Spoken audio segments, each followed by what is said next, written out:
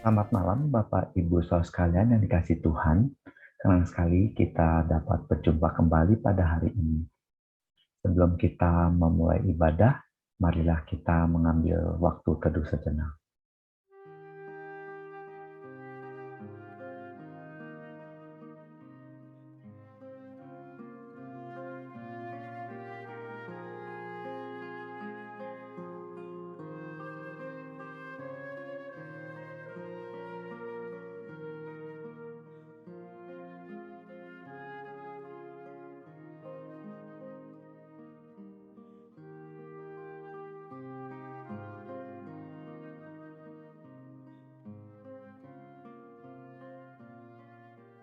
Mari kita berdoa.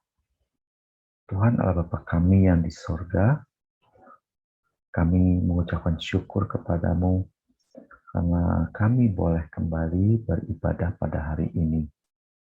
Kami mengucapkan syukur karena kami masih diberikan kesempatan untuk memuji Engkau, berdoa, dan mendengarkan firman-Mu.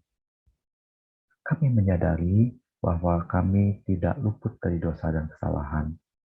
Kami memohon ampun ya Tuhan, kami memohon bimbingan-Mu, dan biarlah Roh-Mu yang senantiasa membimbing kami dan memenuhi kami.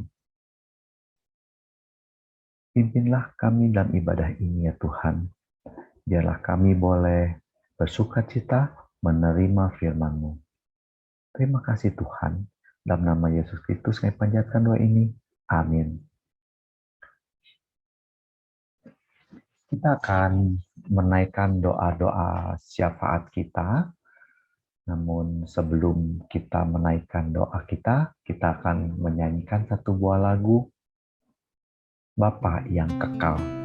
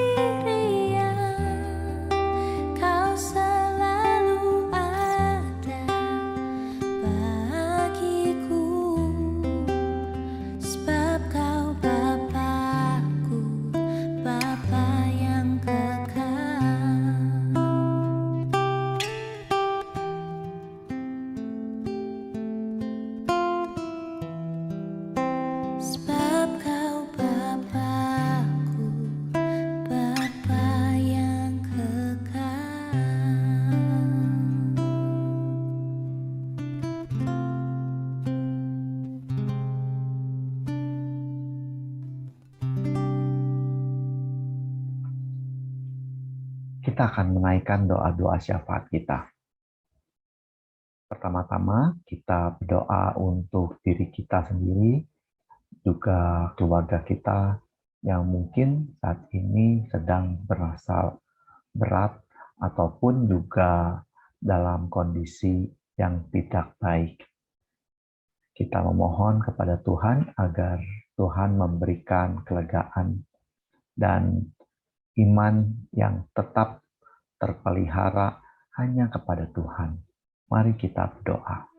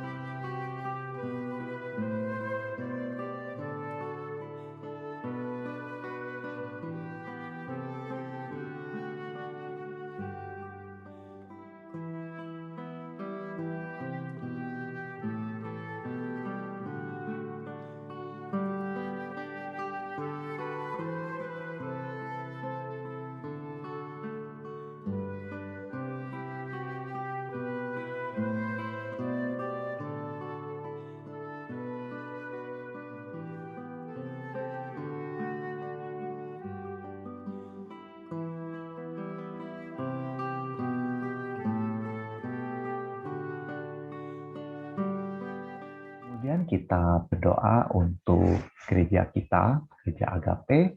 Kita berdoa kiranya jemaat boleh tetap hanya bersandar kepada Tuhan dan tetap setia di dalam melayani Tuhan.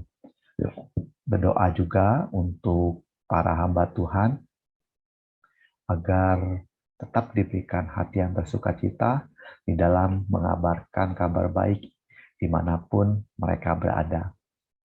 Berdoa untuk para aktivis dan juga para majelis agar dapat melayani Tuhan dengan penuh kesungguhan hati. Mari kita berdoa.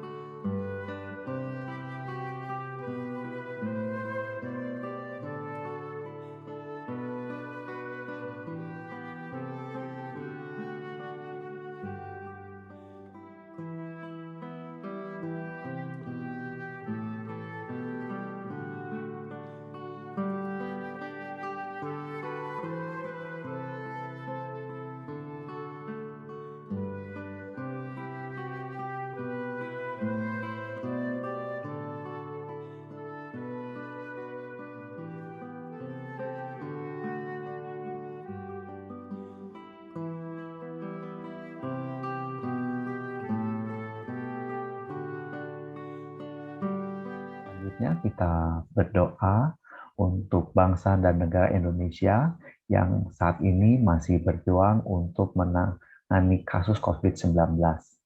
Berdoa untuk usaha penyebaran vaksin COVID-19 ini, kiranya Tuhan memberikan hikmat kepada para petugas agar vaksin tersebut dapat didistribusikan ke segala pelosok Indonesia. Sekaligus kita juga berdoa untuk pemerintahan Indonesia, berdoa untuk para pemimpin bangsa ini agar dapat senantiasa kompak dalam mengatur pemerintahan ini.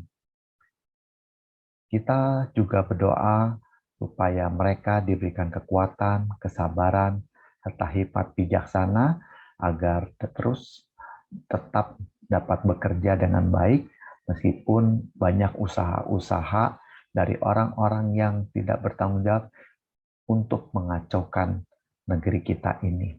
Mari kita berdoa.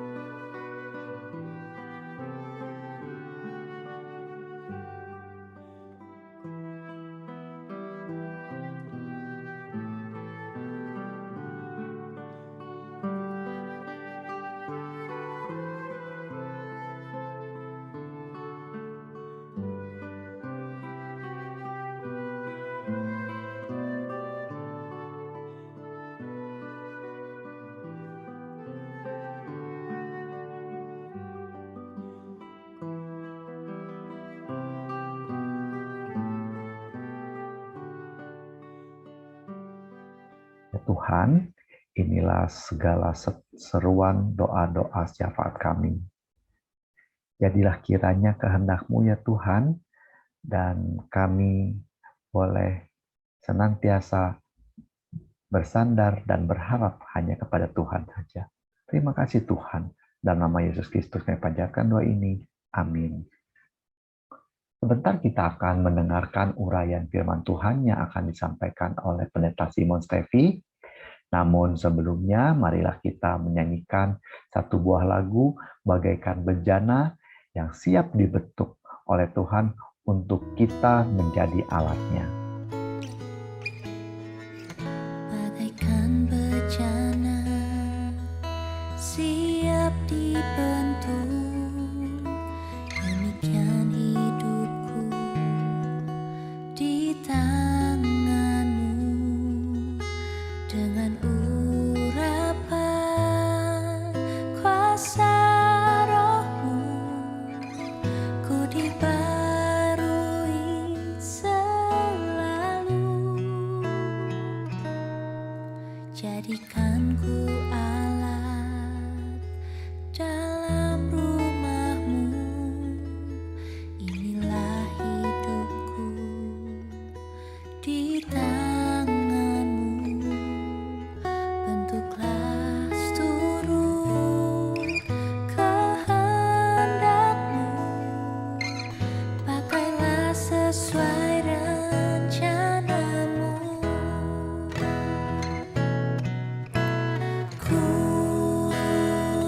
mau seperti-Mu, Yesus, disempurnakan selalu dalam setiap jalanku, memuliakan nama-Mu. Ku mau seperti-Mu, Yesus, disempurnakan selalu dalam setiap jalanku, memuliakan nama-Mu. Memuliakan nama-Mu. Memuliakan nama-Mu.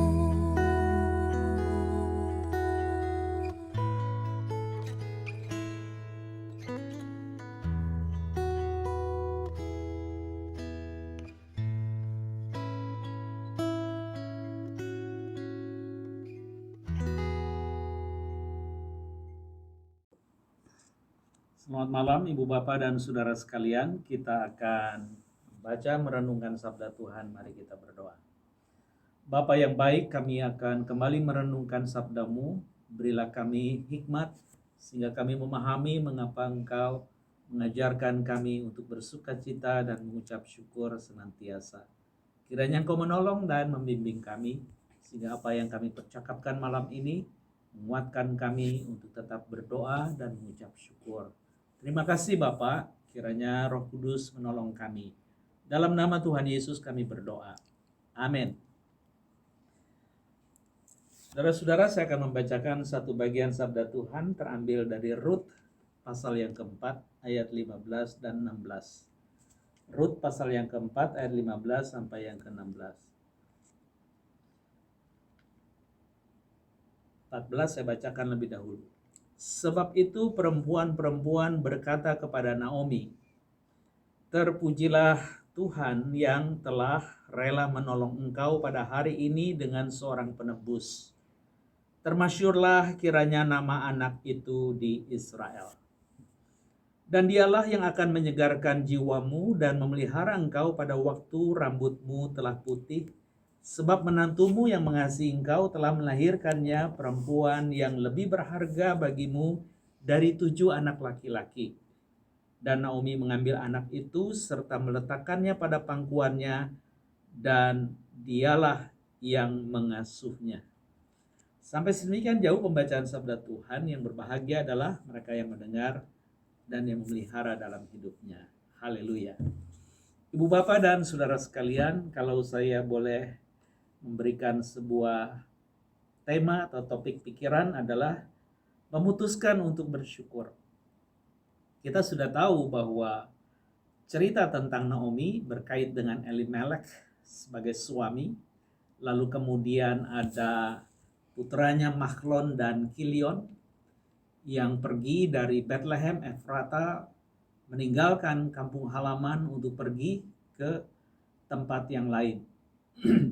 Dan apa yang mereka dapatkan justru mereka kehilangan, Naomi maksud saya, kehilangan suaminya Elimelek dan juga kehilangan kedua anaknya, Mahlon maupun Kilion.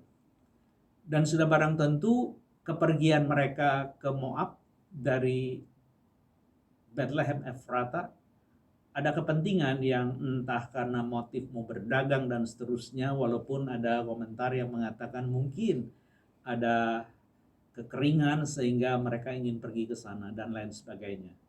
Kita tidak lanjutkan latar belakang yang itu. Yang pasti adalah bahwa Naomi yang arti namanya adalah hal yang menyukakan hati, yang menyenangkan, pleasant. Ternyata dia mengalami kehilangan suami dan kedua anaknya. Tersisa kedua anak menantu. Salah satu menantunya bernama Orpa ditawarkan, apakah engkau tidak lebih baik pulang ke kampung halamanmu karena tidak ada lagi yang bisa aku berikan. Kalaupun Tuhan mengizinkan aku mengandung dan punya anak untukmu, engkau harus menunggu puluhan tahun. Maka Orpa meninggalkan Naomi. Lalu ketika Ruth juga diperlakukan yang sama, dua perempuan dari Moab ini, yang menarik adalah Ruth mengatakan, jangan biarkan aku meninggalkan engkau ibu. Karena kemana engkau pergi aku akan ada di sana. Karena sesungguhnya Tuhanmulah adalah Tuhanku. Allahmulah Allahku. Dan di mana engkau berpijak aku akan senantiasa ada di sana. Naomi tidak bisa menghindar bahwa dia harus bersama-sama dengan menantu yang juga entah bisa memberikan pengharapan apa, tidak jelas.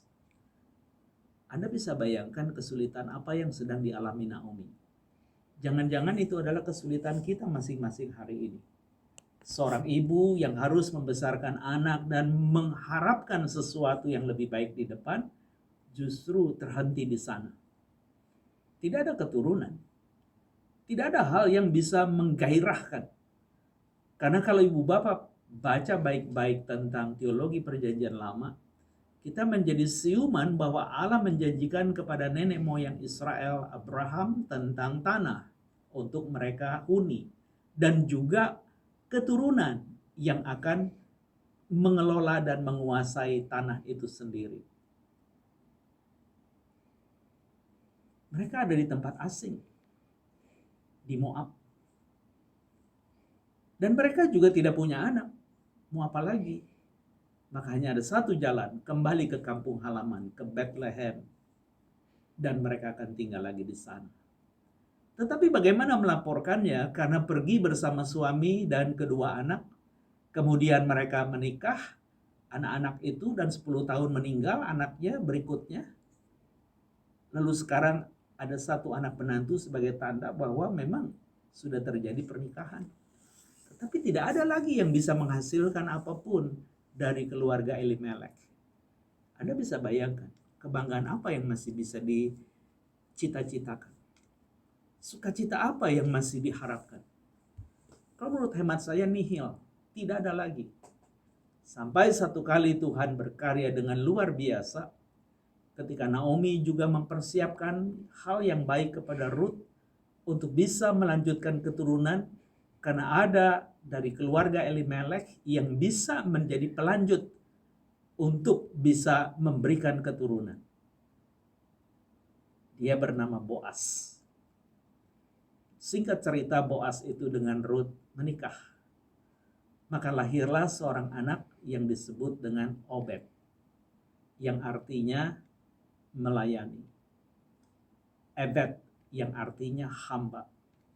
Jadi ketika kita tahu bahwa anak dari pergumulan orang yang sedang mengalami kesusahan, tetapi di dalam bagian tertentu memutuskan untuk bersukacita, untuk bersyukur, maka kita bisa melihat hasilnya.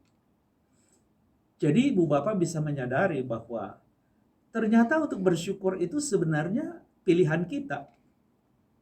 Dan dia tidak muncul di dalam bagian yang sebenarnya latar belakangnya menyenangkan. Tidak harus. Maka satu kali Nowan yang selalu saya suka membaca tulisan-tulisannya, dia mengatakan bahwa mengucap syukur itu atau bersyukur itu dia katakan adalah cara yang paling penuh buah, penuh sukacita tentang mendalami kesadaran kita bahwa kehadiran saudara dan saya bukan kebetulan. Jadi ketika Ruth itu juga bisa berdampingan dengan Naomi sebagai anak dan menantu, bukan kebetulan. Terlebih lagi ketika mereka harus putus dan tidak menghasilkan keturunan dari putra Naomi. Sehingga ada pelanjutnya yang bernama Boaz yang pada gilirannya melalui mereka muncullah Obed. Dan Obed itu adalah ayah dari Isai. Dan Isai itu adalah ayah dari Daud. Dan Daud itu kelanjutan daripada janji ketika Allah menjanjikan penyelamat dari keturunan Daud. Anda bayangkan bagaimana Tuhan berkarya yang tidak pernah kita siuman. Jadi betul, Nowan mengatakan kita hadir bukan sebuah kebetulan atau kecelakaan. Tetapi satu pilihan Allah. Itu sebab ketika kita menyadari betapa seringnya kita membuang kesempatan mengucap syukur itu, yang sebenarnya begitu penting, harusnya sekarang kita kembali memikirkannya. Kenapa saya mengatakan hal yang penting untuk bersyukur kita mengabaikannya? Karena di pola pikir kita mengatakan seperti ini, saudara-saudara. Ketika seseorang memberikan hal yang baik kepada kita, lalu kemudian juga ketika segala peristiwa yang susah itu menjadi mudah. Dan ketika masalah diselesaikan dan hubungan dipulihkan dan luka juga disembuhkan, kemudian ada alasan-alasan yang nyata untuk menaikkan syukur. Nowan mengatakan kita terpola seperti itu. Jadi kalau masalah kita nggak selesai, kenapa harus bersyukur? Kalau luka saya tidak disembuhkan, kenapa harus bersyukur?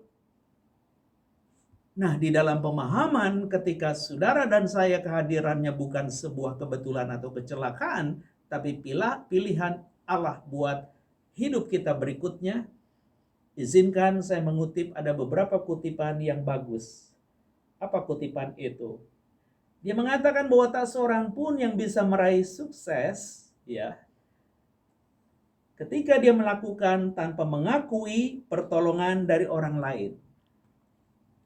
Lalu kemudian dia mengatakan bahwa pengakuan yang pasti dan penuh hikmat itu akan menolong orang bersyukur.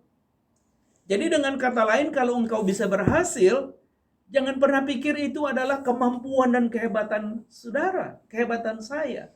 Tapi itu kebaikan yang bersama berkolaborasi untuk mencapai tujuan. Karena keberadaan kita bukan kebetulan di gereja ini juga. Nah, di dalam pemahaman seperti itulah Alfred North Whitehead mengingatkan, no one who achieves success does so without acknowledging the help of others. The wise and confident acknowledge, dia katakan, this help with gratitude.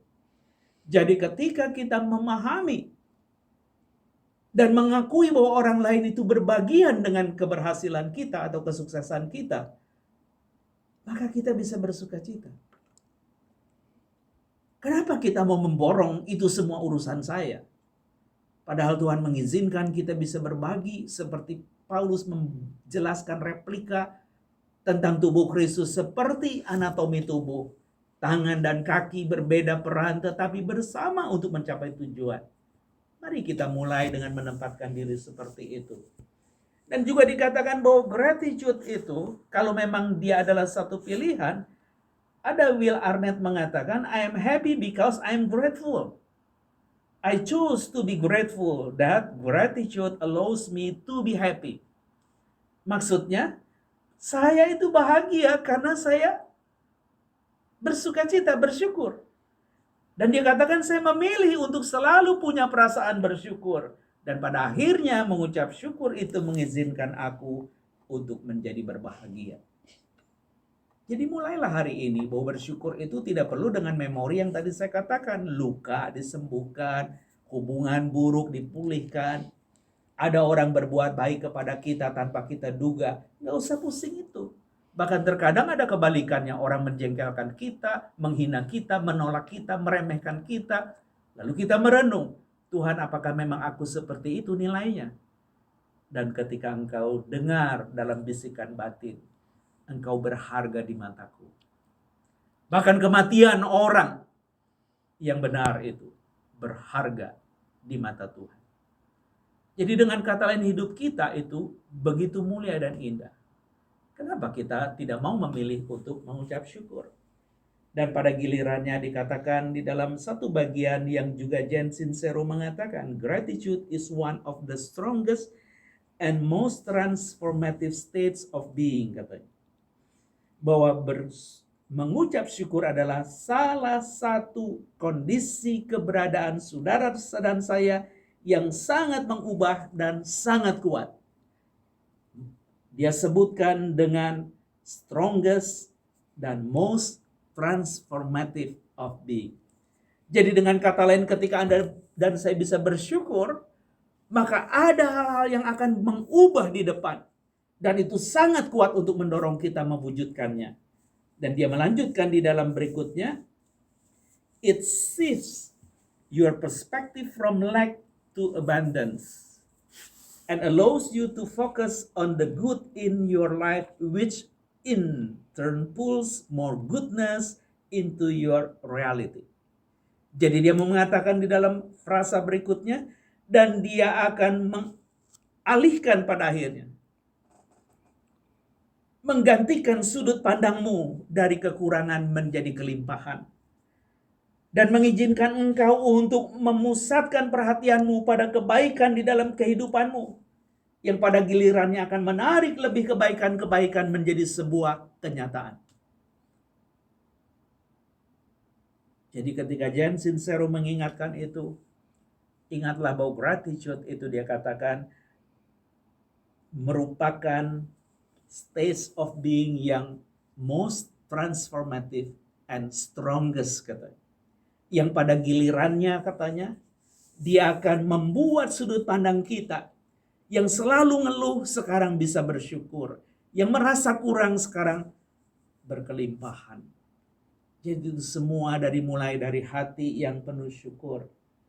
Lalu kemudian dia mengatakan, yang lain melodi BT mengatakan, gratitude makes sense of our past, brings peace for today, and creates a vision for tomorrow. Jadi BT mengatakan bahwa bersyukur itu membuat aku memahami hal-hal masa lalu seperti Naomi yang terluka, kehilangan suami dan kedua putra. Dan gratitude itu membawa damai pada hari ini. Karena melihat anak menantu yang satu dari bangsa asing itu tetap mengatakan, Allahmu adalah Allahku, Tuhanmu Tuhanku, dan aku beriman yang sama denganmu, supaya di mana bumi dipijak, izinkan aku juga bersamamu sampai maut memisahkan. Itu mendatangkan kembali apa yang Naomi katakan. Jangan sebut aku Naomi, yang artinya penuh kesukaan, penuh kesenangan. Sebut aku Mara, yang artinya pahit, yang artinya buruk. Kenapa dia mau mengatakan itu? Karena dia amat menderita. Tapi begitu dia memahami bagaimana Tuhan mengatakan ini bukan kebetulan, tapi pilihan Allah untuk kita berperan, maka itu mendatangkan damai buat dia. Dan pada akhirnya Melody BT mengatakan bahwa itu juga menciptakan visi bagi masa depan. Dia mengatakan and creates a vision for tomorrow. Dan apa visi untuk masa depan? Anda dan saya membaca Rut berhenti sampai Obed. Tetapi sebenarnya dari Obed itu akan melahirkan Isai. Isai itu artinya yang tidak pernah berhenti, extend. Jadi selalu ada. Kita jadi ingat ketika janji Tuhan, bulu yang terkulai dia tidak patahkan, sumbu yang pudar dia tidak matikan. Tetap bertahan melalui Isai. Harusnya Isai gagal kalau tidak ada Daud. Tapi Samuel mengatakan, mana lagi? Dan akhirnya Isai tidak bisa menghindar. Ada yang paling bungsu itu di tempat sedang menggembalakan kawanan domba. Paling 3-4 ekor katanya. Samuel bilang, kalau engkau tidak panggil, kita tidak akan lanjutkan acara pengurapan ini, pesta ini. Dipanggil. Dan akhirnya benar Tuhan mengurapi Daud. Jadi makna Isai yang artinya selalu ada dan tidak pernah putus, ternyata dimulai dari orang yang suka melayani yang artinya Obed. Dan Obed itu adalah buah dari Boas dan Rut. Sementara Rut itu artinya sahabat. Jadi kalau engkau dan saya berpikir sahabat harus selalu yang baik, hari ini kita diizinkan melalui pandemi, sahabat terkadang adalah musuh. Sahabat berperilaku yang melukai dan mencurangi kita dan merugikan kita. Tapi justru itu sahabat yang baik yang mengingatkan. Ada satu sahabat yang tidak pernah melukai dan merugikan saudara. Dialah Yesus. Dan itu dimulai dari satu pergumulan seorang ibu yang memutuskan untuk bersyukur, namanya Naomi. Dan dia menghasilkan buah-buah kehidupan yang luar biasa, Ibu Bapak. Jadi hari ini, kalau engkau dan saya menyadari betapa mengucap syukur itu menjadi penting, maka izinkan saya juga mengatakan yang lain. Karena di dalam mengucap syukur itu, ya, dikatakan oleh seorang yang bernama Henry Frederick Amiel, ya, dia mengatakan bahwa thankfulness is the beginning of gratitude. Gratitude is the completion of thankfulness. Thankfulness may consist merely of words. Gratitude is shown in acts. Jadi kalau diterjemahkan, sederhananya mau dikatakan bahwa berterima kasih itu adalah awal daripada mengucap syukur. Dan mengucap syukur itu adalah kelengkapan dari berterima kasih. Sementara berterima kasih mungkin terdiri dari sekedar kata-kata, lalu mengucap syukur itu dipertontonkan di dalam perilaku dan perbuatan. Jadilah orang Kristen yang bukan hanya berkata-kata, tapi orang Kristen yang berbuat. Dan salah satunya kita mengucap syukur. Bagaimana dia tidak kata-kata tetapi orang tahu kita bersyukur? Minimal Anda bisa tersenyum kepada semua orang. Kemudian Anda mengatakan, terima kasih. Dan ada bagian kutipan yang bagus juga bahwa ternyata terima kasih itu kata yang ampuh di dalam doa dan sangat penuh kuasa. Kenapa? Karena engkau berjanji, Tuhan, kau sudah memberi dan aku menerima. Maka besok aku giliran mengasihi kepada sesama. Ketika pola pikir saudara dan saya seperti itu, berkat Tuhan ada di pintu rumah saudara, di pintu hati saudara. Dan dia mau kita hidup di dalamnya. Kiranya Tuhan menolong kita. Dan dia menguatkan kita di dalam melewati masa-masa pandemi yang tidak sederhana dan tidak mudah ini. Biarlah kita tetap bersuka cita. Dan mana tahu keputusan majelis jemaat untuk coba untuk membuka ibadah pada bulan Desember nanti dikenan Tuhan. Tuhan menolong saudara. Tetaplah hidup untuk memilih untuk mengucap syukur. Di dalam segala hal, kata firman Tuhan. Itu sebab bersukacitalah engkau senantiasa. Tetaplah berdoa, mengucap syukur di dalam segala hal. Karena itulah yang dikenan oleh Allah di dalam Kristus Yesus buat kita. Amin. Mari kita berdoa.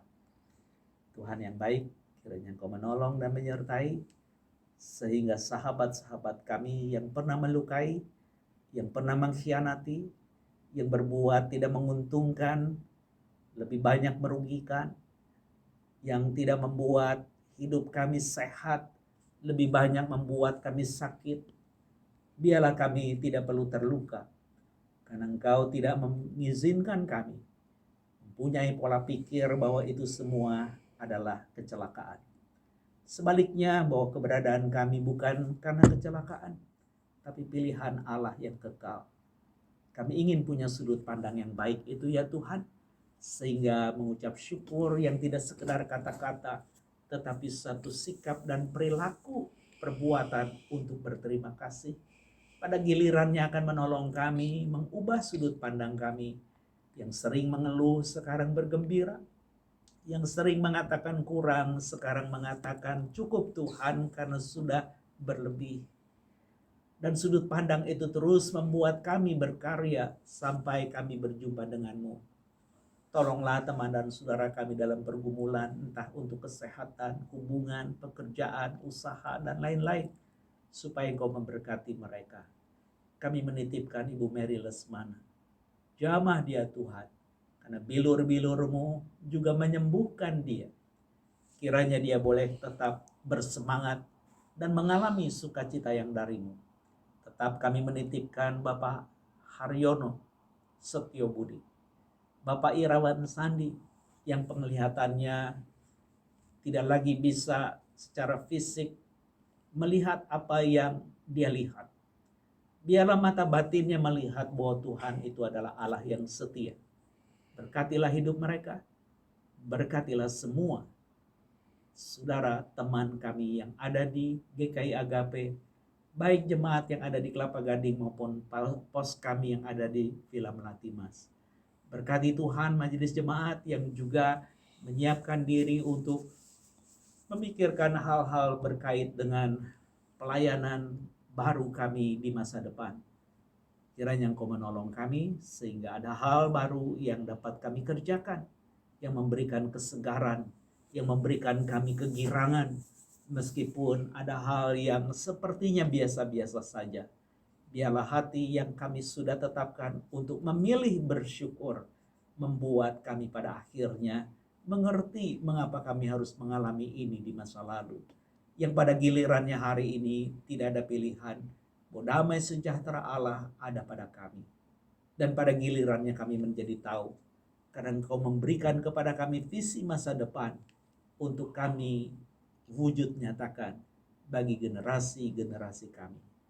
Berkati jemaat kami untuk memfasilitasi generasi milenial, generasi Z, dan juga generasi Alpha yang sudah menunggu di depan mata kami. Berkati para pastutri supaya mereka boleh mempunyai cinta yang berasal dari Tuhan. Dengarlah ya Allah, karena kami hanya panjatkan ini semua di dalam satu nama Tuhan kami Yesus Kristus. Amin. Bapak, Ibu, Saudara sekalian, kita sudah berada di penghujung dari ibadah kita. Marilah kita menyanyikan satu buah lagu penutup di bawah kepak sayap-Mu.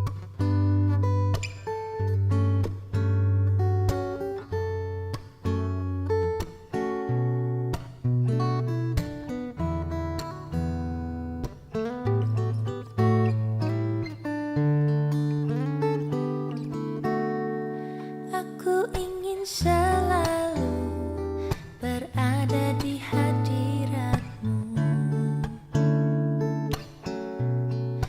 Aku ingin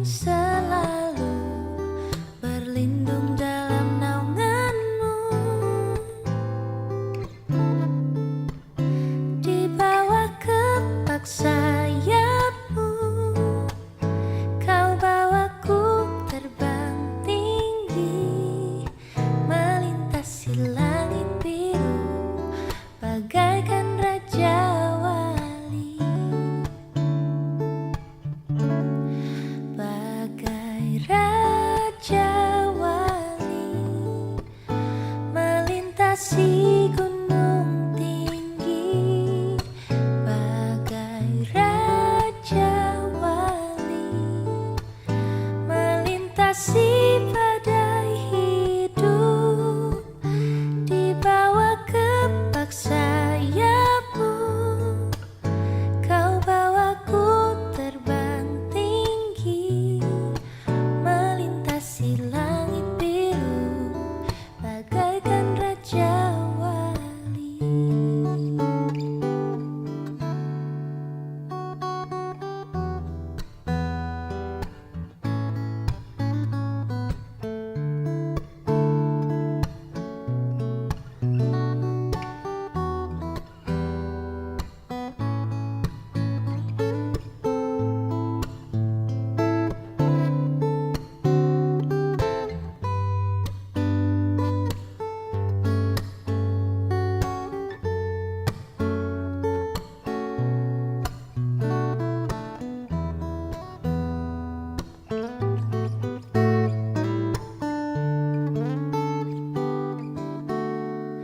Aku ingin selalu berada di hadirat-Mu. Aku ingin selalu berlindung dalam naungan-Mu. Di bawah kepak sayap-Mu, Kau bawaku terbang tinggi, melintasi langit biru, bagaikan raja wali. Bagai raja wali, melintasi gunung tinggi, bagai raja wali, melintasi badai hidup, dibawa kepak sayapmu. Kau bawaku terbang tinggi, melintasi langit biru, bagaikan raja wali. Melintasi langit biru, bagaikan raja wali. Oh, melintasi langit biru, bagaikan raja wali. Ibadah telah selesai. Sampai jumpa minggu depan. Tuhan senantiasa memberkati.